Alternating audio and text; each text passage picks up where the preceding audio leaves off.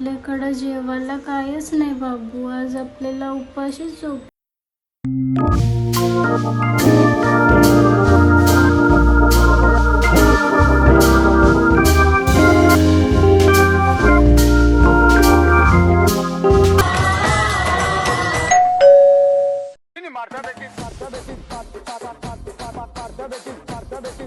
ताई तुम्ही या ना, बसा.